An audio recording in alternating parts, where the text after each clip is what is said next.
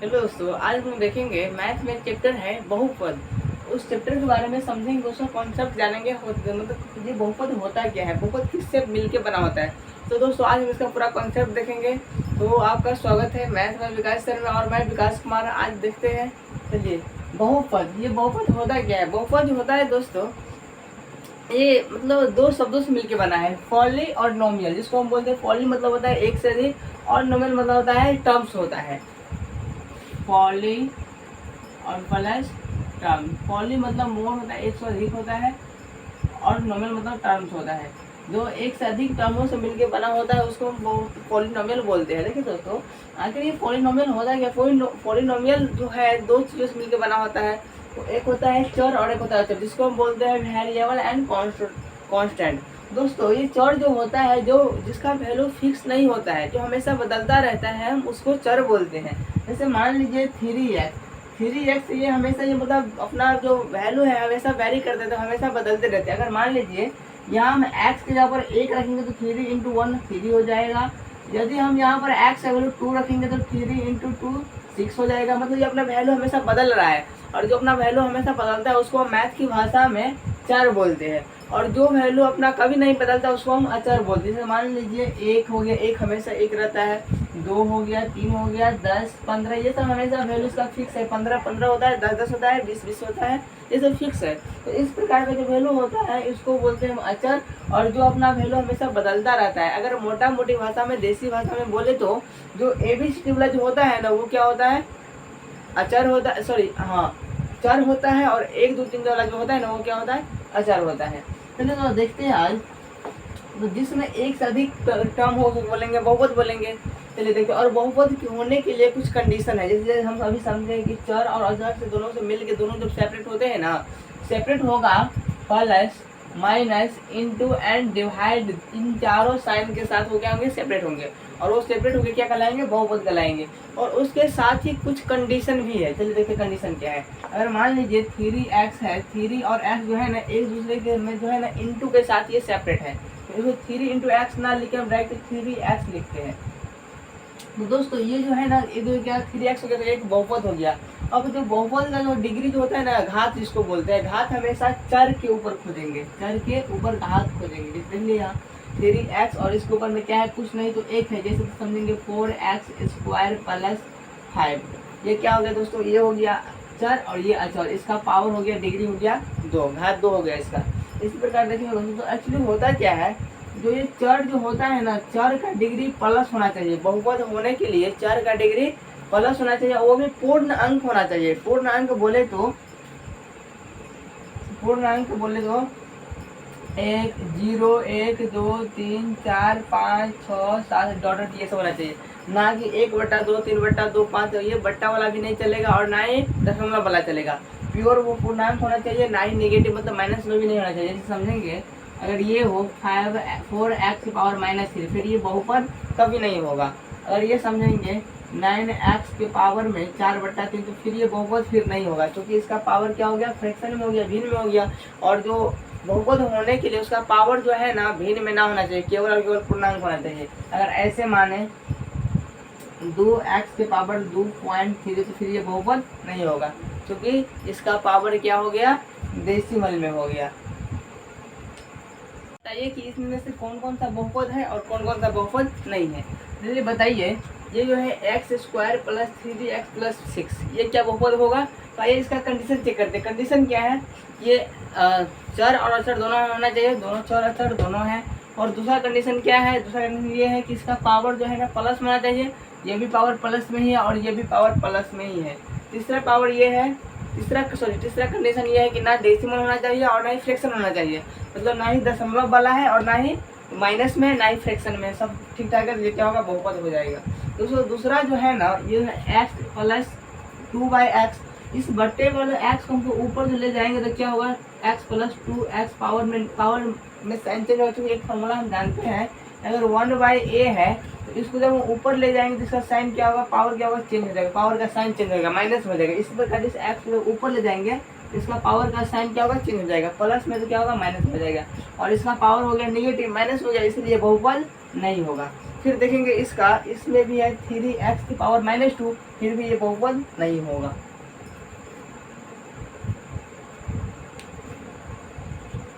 दोस्तों अब समझेंगे हम, एक होता है घात जिसको हम बोलते हैं डिग्री, और एक होता है गुणांक जिसको बोलते हैं हम कोफिशिएंट, कोफिशिएंट बोलते हैं।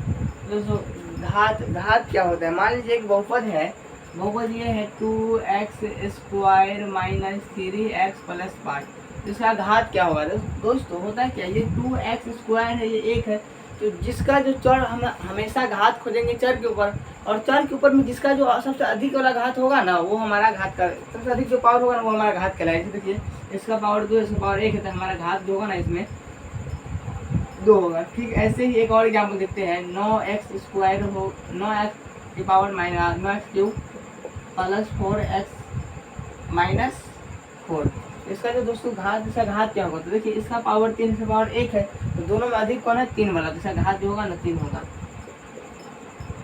इस बार हम घात बता सकते हैं। अब समझते हैं कोफिशिएंट मतलब गुणांक क्या होता है। गुणांक जो होता है ना, मान लीजिए अगर ऐसा हो कि 9x square minus 4x plus 8, तो इसका इसमें बोलेंगे कि x स्क्वायर का गुणांक क्या है। तो जिस टर्म में बोलेंगे ना, जिस टर्म में x स्क्वायर रहेगा उसमें उसको छोड़कर बाकी, इसको छोड़ के बाकी जो होगा ना वो क्या होगा, गुणांक होगा। तो यहाँ x स्क्वायर का गुणांक क्या होगा, 9 होगा, x का गुणांक 9 होगा। ठीक इसी प्रकार x का गुणांक क्या होगा, x का गुणांक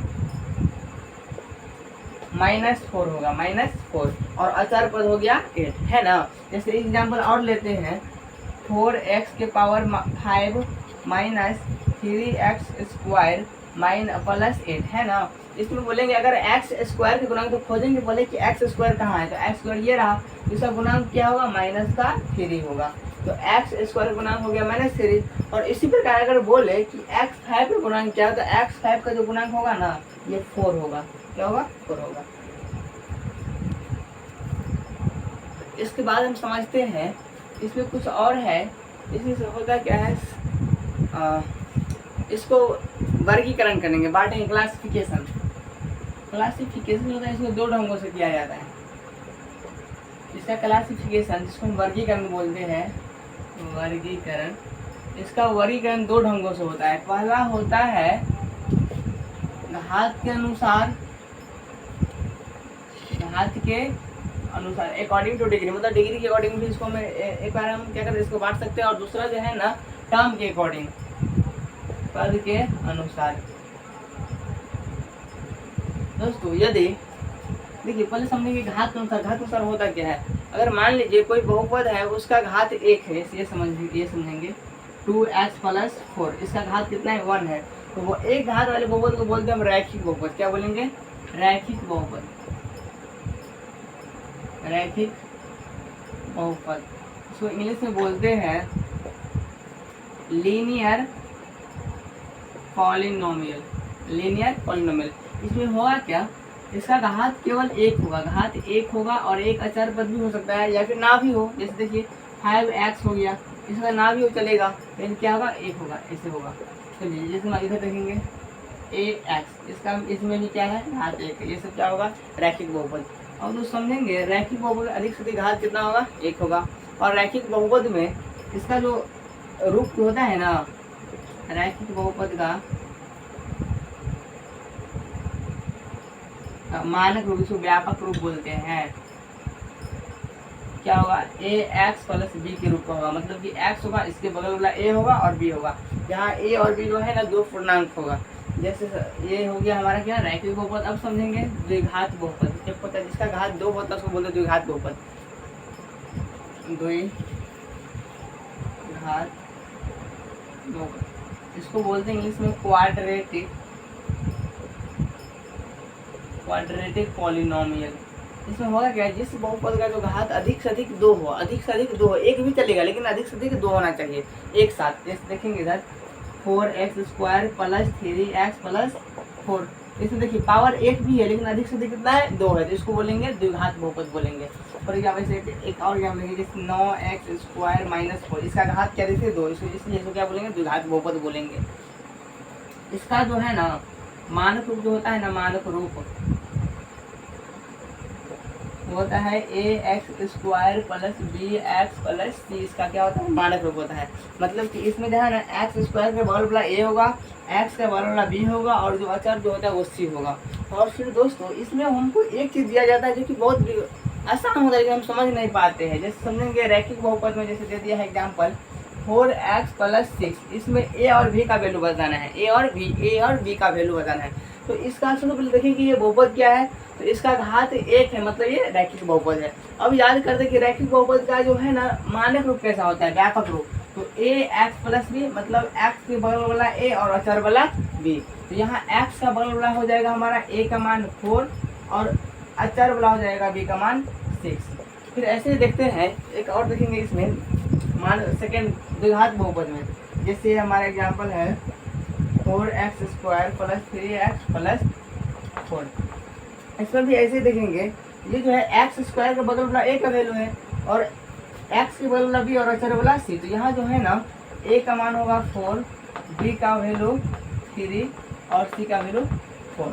फिर ऐसे एक और एग्जाम्पल देखेंगे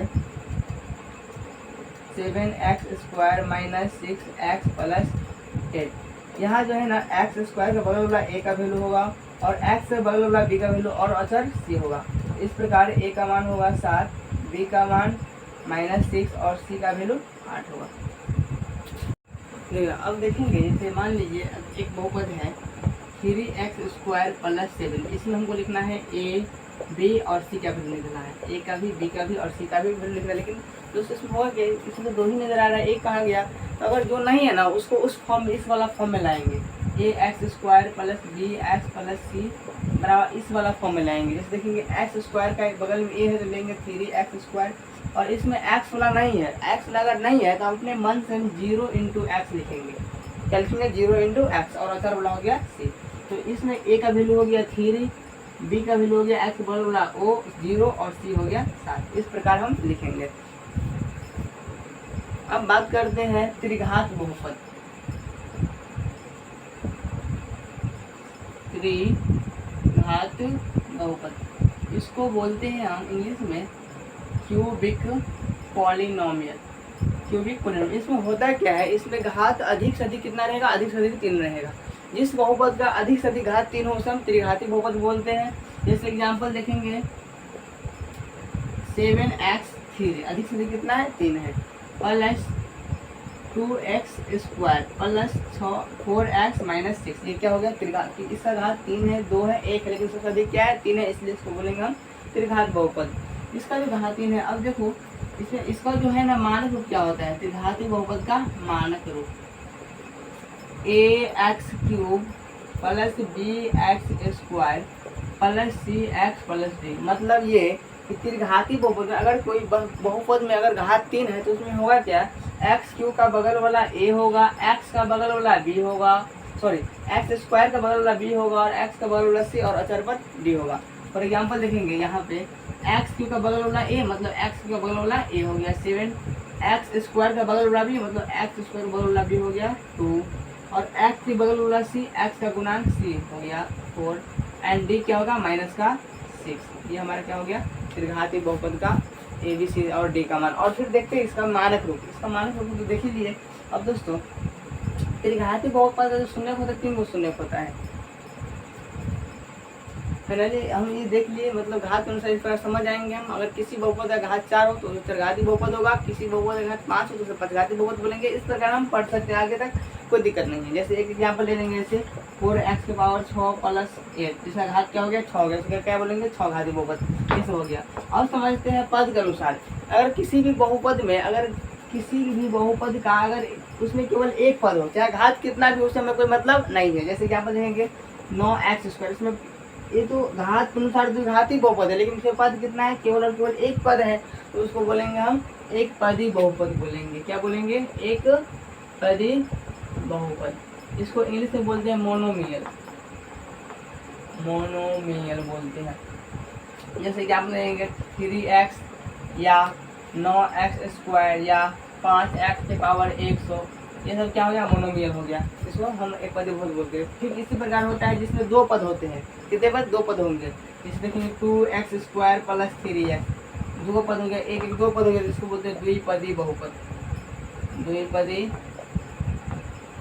बहुपद, इसको बोलते हैं बाइनोमियल, बाइनोमियल बोलेंगे। एग्जाम्पल देखेंगे 3x² + 4x 9x की पावर 5 + 6x, इसमें क्या हो गया, द्विपदी बहुपद हो गया। और देखते हैं त्रिपदी बहुपद, जिसमें तीन पद हो, त्रिपदी बहुपद। इस बहुपद में क्या होगा, अधिक से अधिक मतलब कितने पद होंगे, तीन पद होंगे। 4x³ + 6x - 7, ये क्या होगा, तीनों पद त्रिपदी बहुपद। ठीक इस प्रकार 9x³ + 6 + 7 त्रिपदी बहुपद। ये दोस्तों मानेंगे ये सात क्या बहुपद है, तो 7 हाँ बहुपद है, एक पदी बहुपद, इसमें कोई चर वगैरह नहीं है, इसमें 7 में कोई चर नहीं, लेकिन इसको हम 7x के पावर 7 को हम 7 × 1 लिख सकते हैं, लिख सकते हैं ना। फिर 7 का 7 × x को है ना, 1 को हम x के पावर 0 लिख सकते हैं, क्योंकि किसी भी नंबर का पावर में 0 वैल्यू 1 होता है, तो 1 के बदले हम x के पावर 0 लिख सकते हैं। इस प्रकार ये 7x पावर 0 क्या हो गया, एक बहुपद हो गया, और ये एक पदी बहुपद हो गया, 0 घात का, ये 0 घात का एक पदी बहुपद हो गया।